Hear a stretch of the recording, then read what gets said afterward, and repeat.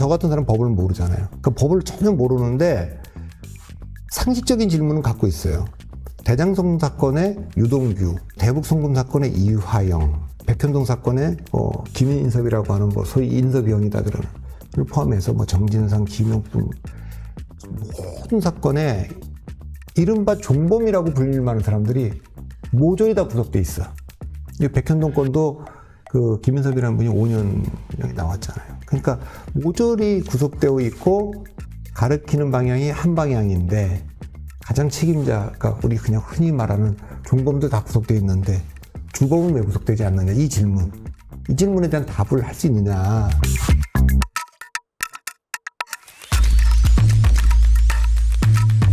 지난 금요일이었지요. 이재명 대표 지난 대선에서 허위 사실을 공표했다라는 이유로 두 가지 사실에 대한 허위 사실 종종 말씀을 주셨지만 한 명은 나는 김문기라는 사람을 모른다와 나는 구토비 압력을 받았다, 협박을 받았다라는 두 가지 사실에 각각의 죄로 허위 사실 공표죄로 기소가 됐는데요.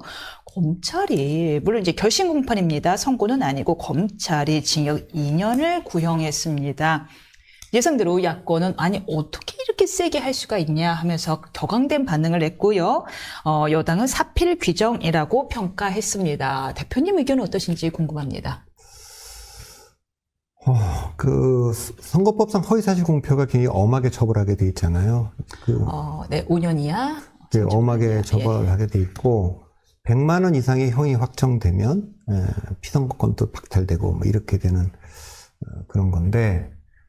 두 가지입니다. 정확하게는 김문기를 몰랐다가 아니라 성남시장 시절까지는 몰랐다. 예, 맞네요. 그게 첫 번째고 국토부 백현동 개발관 국토부에 압력이 있었다 이런 겁니다. 근데 이제 첫 번째는 이제 증인 증거 증언들이 넘쳐서 김문기를 알지만 그 안다는 게 의미가 뭐냐 이렇게 이제 한 거예요. 그러니까 거기 낚시, 골프, 여행 이런 거에 보면 지금 보니까 같이 간 거는 같고 아는 것 같지는 않지만 의미 있게 이렇게 깊은 대화를 나눌 관계는 아니었다. 이런 거를 하나 다투는 게 있고 백현동 건은 이제 그 후보 확정되고 나서 경기도지사를 그만둘 수 있었는데 그만두지 않았고 그래서 경기도 국정감사장에서 이 문제가 이제 나왔어요. 판넬까지 만들어 갖고 와서 이제 설명을 했죠. 그러니까 이제 그 첫 번째 김문기를 잘 몰랐다고 하는 거는 이제 반복적으로 얘기를 했고 요건 이제 의도적으로 왜냐하면 경기도 국정감사는 그 전에 후보가 됐기 때문에 경기도지사를 그만둘 수 있었고 아니면 경기도지사를 하고 있더라도 국감장에 안 나올 수 있었는데 나와서 한 거거든요. 맞습니다. 두 가지 문제가 어쨌든 지금 있고 그때 사실 그만두라는 의견도 있었는데 그만두라는 의견도 있었고 그만두지 않아 저도 그때 방송에서 그만두지 않으면 당장 국감이 올 텐데 그래서 국감이 올 때도 국정감사 굳이 나갈 필요 없다 이런 얘기도 당내에서도 많았어요. 그러니까 근데 계속 하신 바람에 그걸 이제 한 거죠. 근데 이제 요거 이제 그 결심 공판이거든요. 2년 구형이고 선고는 11월 15일 날 한다는 거예요. 그다음에 이진교 사건이 이제 9월 30일 날 구형이 또 있다는 겁니다. 이렇게 돼 있기 때문에 위준교 사건은 작년에 이제 영장을 기각할 때 유창훈 판사가 기각 사유에 썼잖아요. 이미 혐의가 상당히 입증됐기 때문에 구속수사할 필요는 없다 이렇게 된 거기 때문에 그거는 이제 그 집행유예 형 이상이면 피선거권 박탈이죠. 네.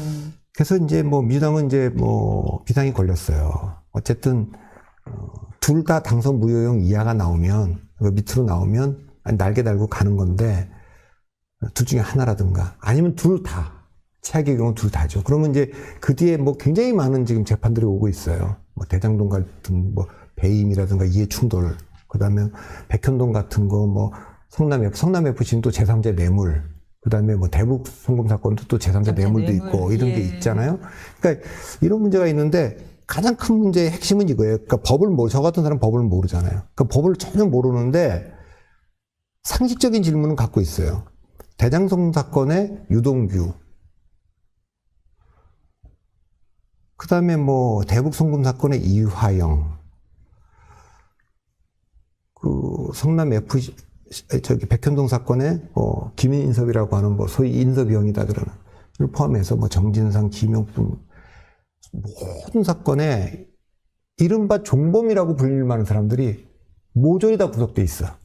백현동 건도 그 김인섭이라는 분이 5년형이 나왔잖아요. 그러니까 모조리 구속되어 있고 가르치는 방향이 한 방향인데 가장 책임자가 우리 그냥 흔히 말하는 종범도 다 구속되어 있는데 주범은 왜 구속되지 않느냐 이 질문에 대한 답을 할 수 있느냐 상식적으로는. 그러니까 맞습니다. 한두 개는 빠져나갈 수 있을 것 같은데 과연 모든 이 화살을 다 피해 나갈 수 있을 것이냐 좀 의문은 든다. 그거 이제 그런 생각을 하는데 민주당에서는 어쨌든 이게 그 없는 죄를 검찰 독재가 뒤집어 씌워서 만든 거다 이러고 있는 거기 때문에 지금은 저렇게 다 가고 있는데 1차로는 이제 11월 15일 날 물론 3심까지 가봐야 되겠습니다만 2년 구형이잖아요. 2년 구형이면 센 거거든요. 거의 그리고 최대치예요. 양형기준표 의회도. 그렇죠. 최대치인데 통상 이런 경우에는 그 원래 허위사실 선거법에 100만 원 이상이면 당선 무효형이기 때문에 뭐 100만 원 살짝 넘는 뭐 150만 원형, 200만 원형 나오고 그렇죠. 2심에 가서 뭐 3심 가서 80만 원형 그쵸, 이렇게 그쵸. 보통 그렇게 하는데 전제가 있다고요.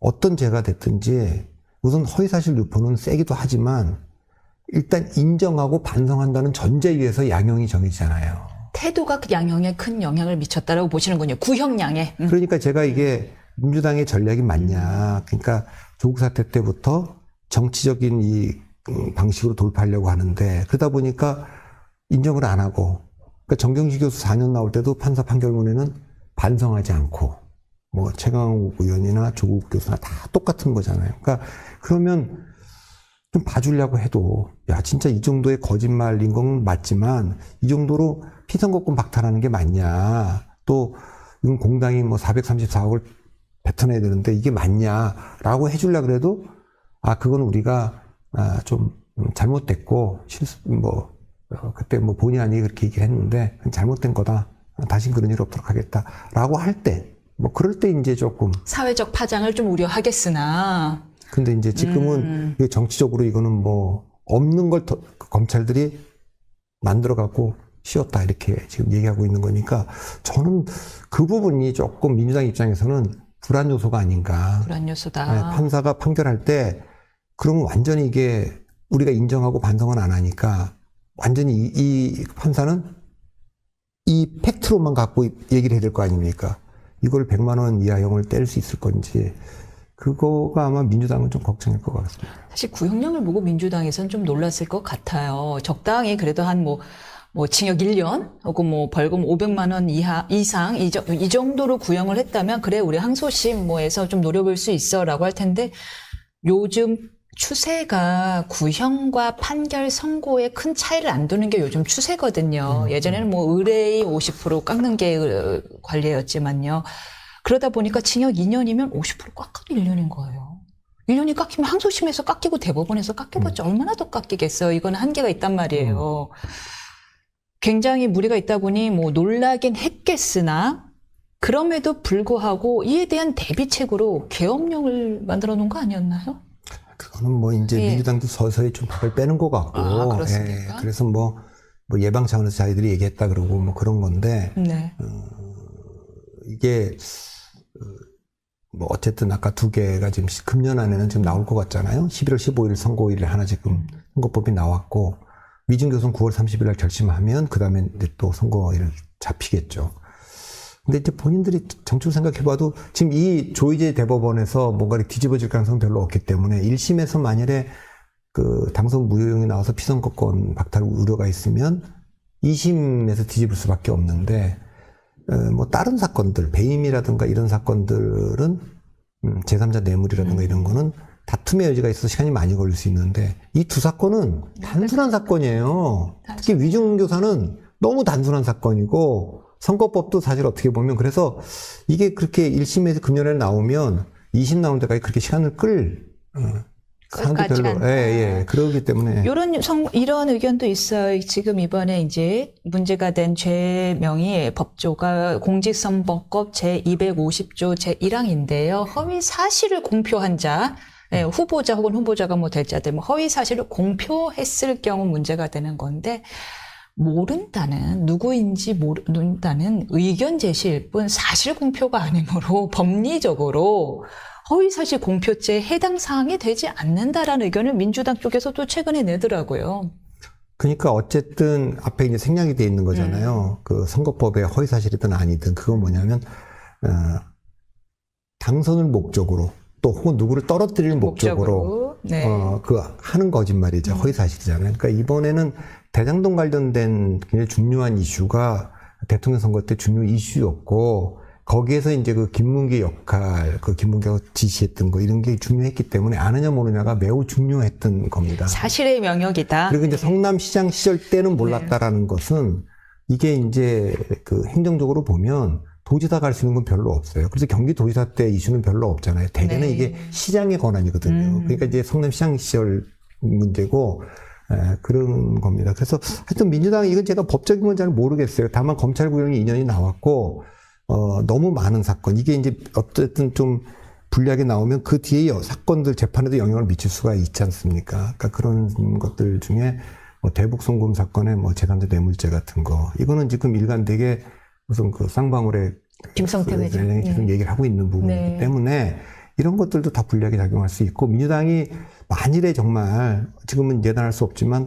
둘 다 당선 무효용이 나온다 그러면 이 파고를 넘을 수 있을까? 이런 생각들을 하게 되겠죠. 민주당도 시끄러질 것 같습니다. 당장 다음 달 재보선 재보선이 있는데. 재보선은 뭐 그 전에 나오니까 네. 10월 16일 날. 이니까 별 영향이 없을 테고. 재보선은 영향도 없고 예. 그거는 뭐 조국 혁신당과의 경쟁이지만 뭐 팽팽한 적도 있다고는 얘기하지만 제가 총선 때는 지민미조라 그래서 지역구는 민주당 찍고 비례대표는 조국 혁신당 나눠줄 수 있지만 지금 이 상황에서 조국 혁신당을 찍는다는 건 어떤 의미가 있겠어요? 두 가지 중에 하나일 거 아닙니까? 어떤 겁니까? 아니 조국 혁신당을 찍는다는 건 우리는 민주당이 대안으로 조국 혁신당을 생각합니다.